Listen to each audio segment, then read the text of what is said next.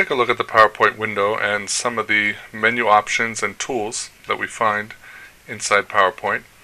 We see that this is a sample presentation. Our window is set up so that we have each individual slide on the left-hand side, and we can click each one, and once it appears on our screen, we can also edit it.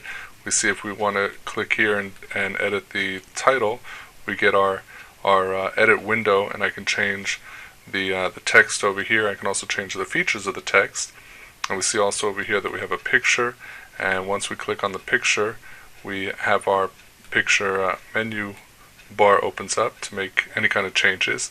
So this is the actual window that we're going to be working with, and we're going to be editing our slides in this window.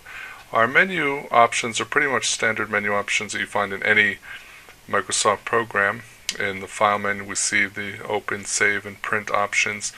What's important to know is in the insert menu, this is where we're going to be able to insert either text or images, pictures, or actually create a new slide that will appear here on the left hand side. So the insert menu is important. We also can insert tables and charts from other programs like Microsoft Word and Excel. We can put them inside the slide while we're editing.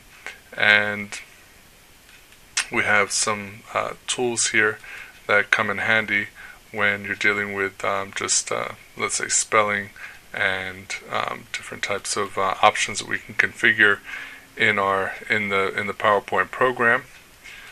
And then of course we have the slideshow. Now once we click on any of these buttons, we can change our view of the slides that appear on the screen. In other words, here we can actually view the slideshow. It says view show.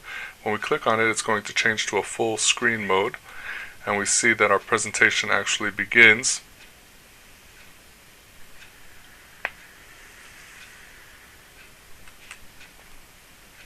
And that is a presentation that has sound added into it, so we can actually test. We can see how the slide presentation is going to look. And of course, this is just a fake slide with a fake name, but it's a good sample to work with.